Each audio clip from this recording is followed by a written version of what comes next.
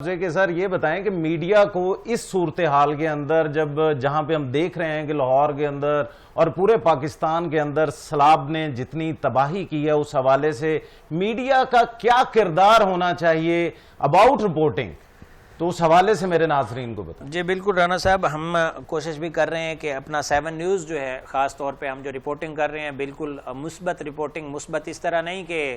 جہاں پہ تنقید بنتی ہے وہاں پہ نہیں کر رہے، لیکن ہم پریشان نہیں کر رہے عوام کو۔ میں اگر 3 دن پہلے کی بات کروں تو ہمیں خبر ملی کہ جناب شاہدرہ کے اندر اناؤنسمنٹ شروع ہو گئی ہے اور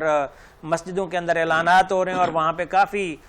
شور شرابہ شروع ہو گئے، اور اگر ہم چاہتے تو ہم اس وقت لائیو چلے جاتے اور لوگوں کو ہم بھی ڈرانا شروع کر دیتے، اور ہم آپ کو پتہ ہے لاہور میں بیٹھے ہیں اور ہم اب اچھے طریقے سے رپورٹنگ کر سکتے تھے، لیکن ہم نے الحمدللہ سمجھدارانہ کام کیا اور ہم نے بالکل صرف اور ٹکر کی حد تک رکھا اور اس کے اندر لوگوں کو بتایا ضرور کہ آپ اپنا خیال رکھیں، لیکن کیونکہ وہ اس وقت سنسنی نہیں تھی تو ہم نے سنسنی نہیں مچائی، اور ہمیں خیال کرنا چاہیے ویسے بھی جب آپ جرنلزم کر رہے ہیں تو اس میں سنسنی نہیں پھیلانی چاہیے، لیکن جب صورتحال اس طرح کی ہو کہ لوگ آپ پر ریلائی کر رہے ہوں، آپ خبر دیں اور اس میں سنسنی نہ پھیلائیں، تو ہمارا تو الحمدللہ 7 نیوز کا یہی